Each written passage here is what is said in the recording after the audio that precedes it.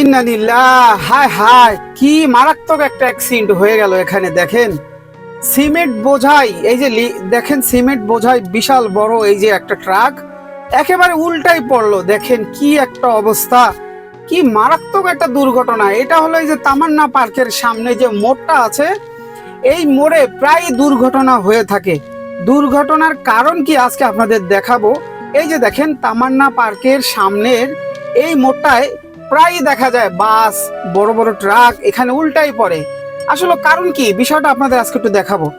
এটা কিন্তু সিমেন্ট বোঝাই, দেখেন ক্রাউন সিমেন্টের একটি গাড়ি একেবারে উল্টাই পড়ছে। দেখেন এই মোড়টায় এসেই গাড়িটা উল্টাই পড়লো।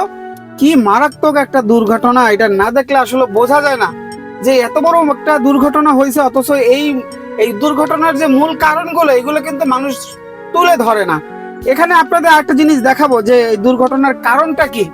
এই বিশেষ করে এই মোড়টার এখানে একটা গাঁথা আছে, মানে মোড়ের পাশে যখন দুটো গাড়ি একসাথে হয় তখন গাড়ি পাঞ্চ করতে পারে না। এই যে দেখেন, এই যে এখান থেকে কিন্তু দেখেন ঢাল, এই যে রাস্তা কাটা, এখান থেকে যখন দুইটা গাড়ি পাঞ্চ হয় তখন একটা গাড়ির চাক্কা যদি অর্ধেকও চলে আসে পাশে, এই যে দেখেন এখান থেকে গাড়ি কিন্তু ছিটকে পড়ে যাবে রাস্তার সাইডে। তো এই দুর্ঘটনার কারণগুলো আসলে কিন্তু প্রশাসনের দেখা উচিত। এই মারাত্মক একটা জায়গায় এই রানিং রাস্তা, হাইওয়ে রাস্তার পাশে যদি এরকম দুর্ঘটনা হয়ে যায়, তো দুর্ঘটনার মূল কারণগুলো তো দেখতে হবে, তাই না? এই যে দেখেন, তো সম্ভবত এই যে ড্রাইভার ছিল, সাথে আরেকজন হেল্পার ছিল, তাদের হাসপাতালে নিয়ে গেছে। খুব মারাত্মক তেমন কিছু হয় নাই, মানুষের কোনো ক্ষয়ক্ষতি হয় নাই, শুধু ড্রাইভার আর হেল্পার একটু ক্ষয়ক্ষতি হয়েছে, তাদেরকে হাসপাতালে নিয়ে যাওয়া হয়েছে। দেখেন এই যে আমি দূর থেকে দেখাচ্ছি, গাড়িটা একেবারে উল্টে পড়ে গেছে।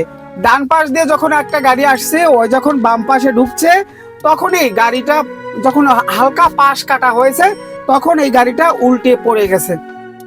দেখেন, তো এই তামান্না পার্কের এই মোড়টায়, তামান্না পার্কের সামনে এই মোড়টায় কিন্তু অনেক গাড়ি অ্যাক্সিডেন্ট হয়। এই যে আপনাদের দেখালাম যে ঘটনাটা, এইখানে যদি মাটি ভরাট করে এই জায়গাটা যদি ভরে দিত তাহলে এতটা দুর্ঘটনা এখানে হতো না।